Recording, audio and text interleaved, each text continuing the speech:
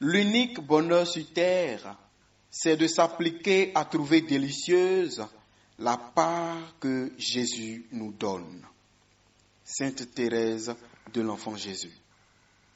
Shalom, shalom, frères et sœurs, famille du Café Prophétique, bonjour.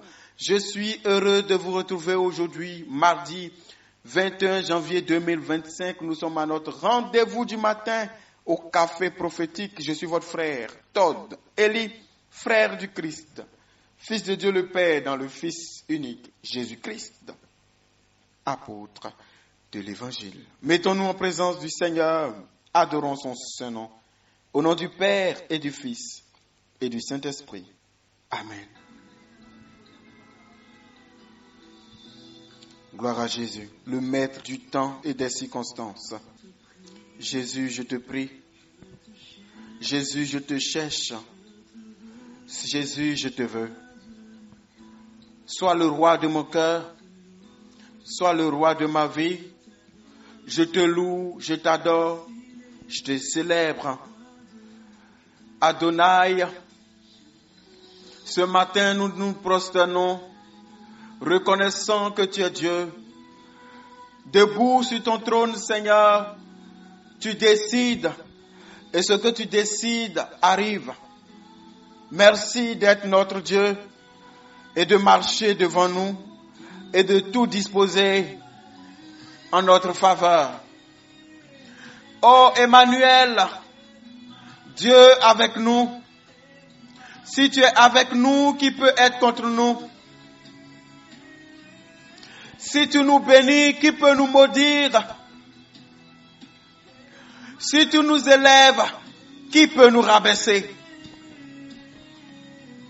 Ô Emmanuel, ô notre roi, le Saint-Esprit en nous,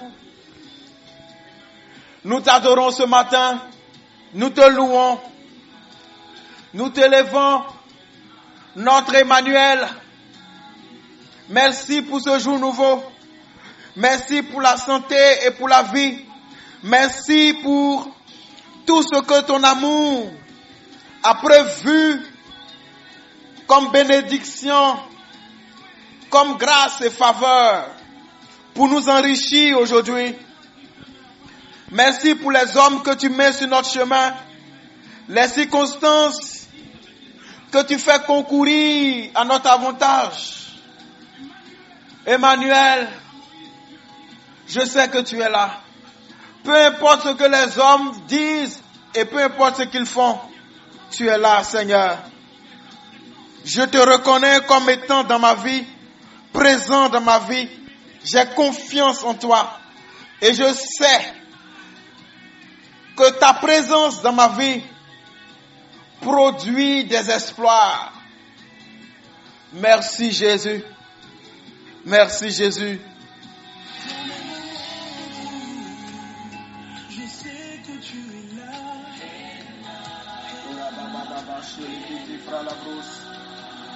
Même quand je pleure et marche, tu es là. Merci Jésus. Emmanuel.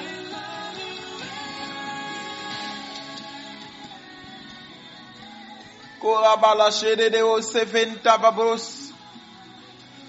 Brezekala faidados. Merci de bénir ton peuple, tes enfants. Merci de nous bénir au Café Prophétique. Gloire à toi, Yeshua. Amen. La Bible dit en Jérémie 31, le verset 16, je lis la version Louis II. Ainsi parle l'Éternel, retiens tes larmes, retiens les larmes de tes yeux, car il y aura un salaire pour tes œuvres, dit l'Éternel. Frère, sœur, qui m'entend ce matin, je te parle au nom de Jésus. Le Seigneur te dit, retiens-toi de pleurer. Retiens-toi de couler des larmes. Je vois tes œuvres. Je connais tes œuvres. Je connais tes efforts. Je sais à quelle heure tu te réveilles. Je sais à quelle heure tu te couches. Je sais tous les efforts que tu fournis pour atteindre tes objectifs. Je sais tout ce que tu fais de bien. Je connais ton cœur. Je vois ton engagement, ta détermination. Je connais ton aspiration. Et je sais ce que tu fais pour obtenir ce que tu souhaites obtenir, pour atteindre tes objectifs. Je vois, je sais. Et je te le dis, il y aura un salaire pour tes œuvres. Il y aura une récompense pour tes efforts. Moi, l'Éternel, j'ai parlé. Je sais ce que tu fais. Je sais ce que tu portes comme charge. Mais il y aura un salaire pour tes œuvres. De la même manière qu'il y a un salaire pour le méchant, il y a un salaire pour l'homme juste. Je connais tes œuvres. Il y a une récompense. La Bible dit que celui qui s'approche de l'Éternel sache qu'il est le rémunérateur de tout bien. Et si l'ouvrier mérite son salaire, il y a un salaire pour tes œuvres. Alors ouvre tes mains. Répète avec moi. Merci Père. Toi qui vois tout et qui sais tout, je m'abandonne entre tes mains. Sur la base de ta parole, je me ressaisis. Je retiens mes larmes. Je m'empêche de pleurer. Car ta parole est certaine. Il y a un salaire pour mes œuvres. Il y a une récompense pour mes efforts. Dieu bon et Dieu juste, bénis ma journée. Donne-moi le bon salaire, la bonne récompense. Bénis mes efforts, bénis mes œuvres. Et que ma langue n'arrête pas de te louer, de t'adorer et de t'annoncer comme le véritable chemin, la vérité et la vie. Sois élevé dans ma vie. Sois élevé au-dessus de ma vie. Que les hommes le voient, qu'ils le sachent. Emmanuel, Dieu est avec moi. Alléluia.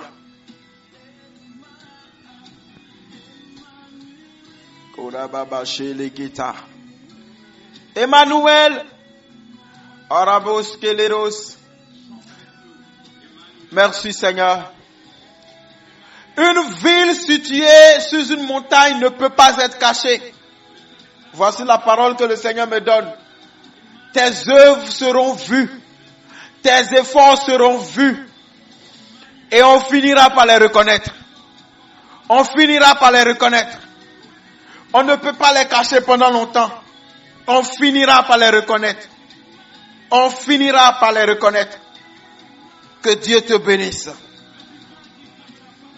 Au nom de Jésus. Gloire à Emmanuel. Dieu avec nous.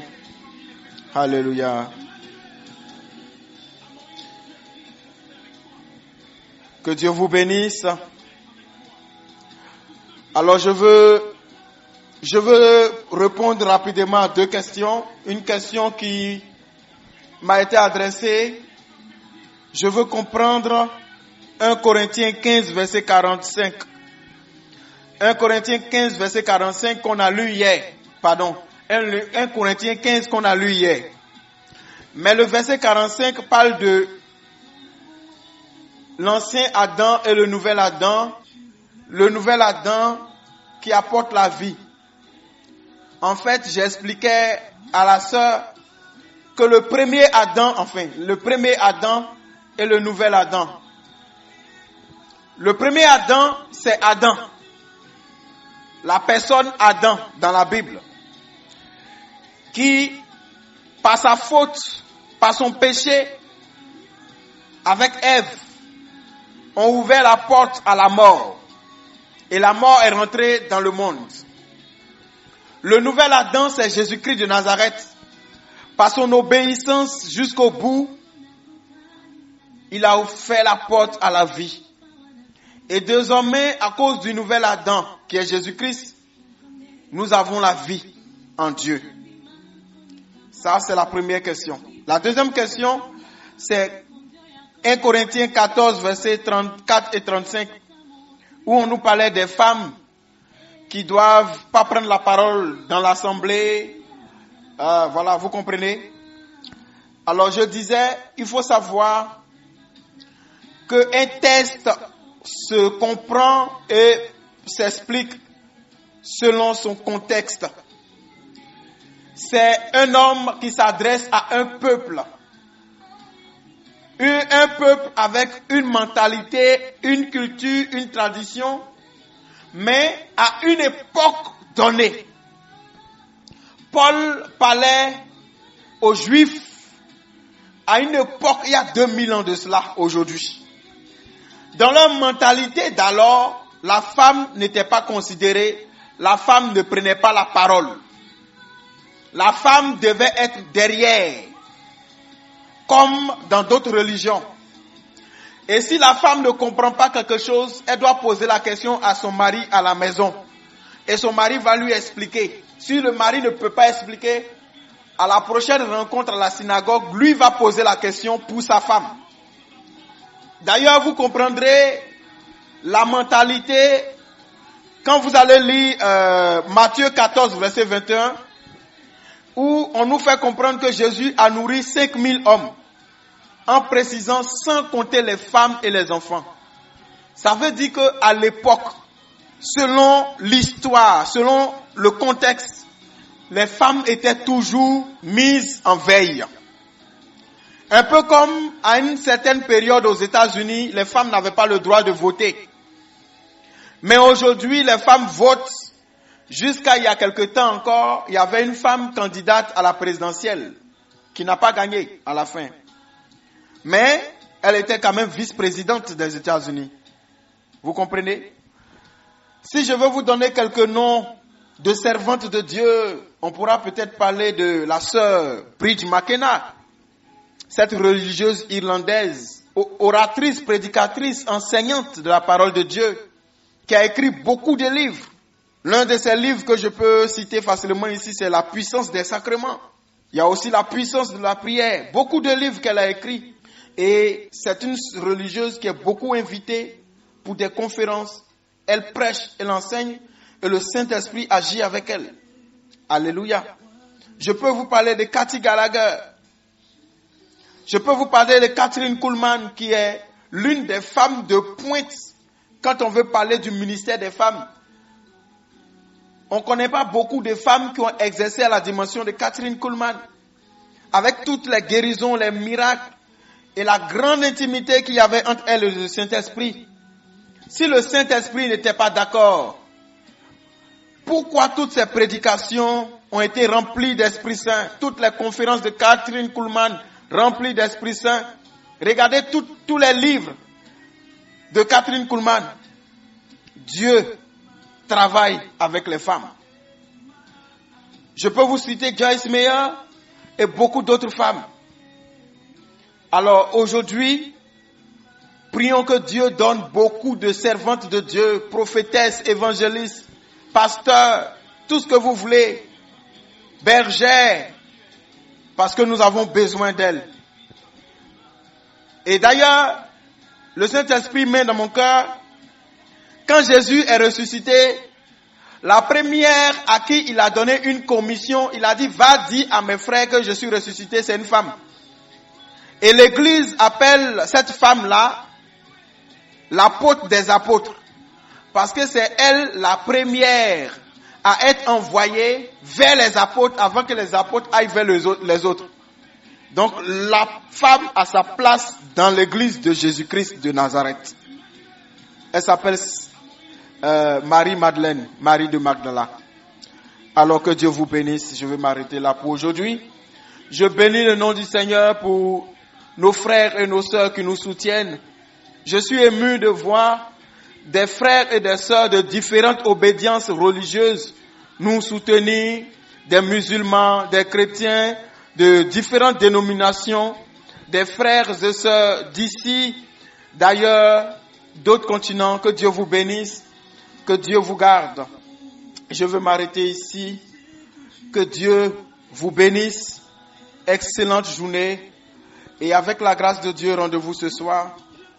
Je suis votre frère Todd Eli. Je suis très heureux d'être le canal par lequel Dieu vous parle. Heureux d'être le canal par lequel Dieu vous bénit. Au nom du Père et du Fils et du Saint-Esprit. Amen.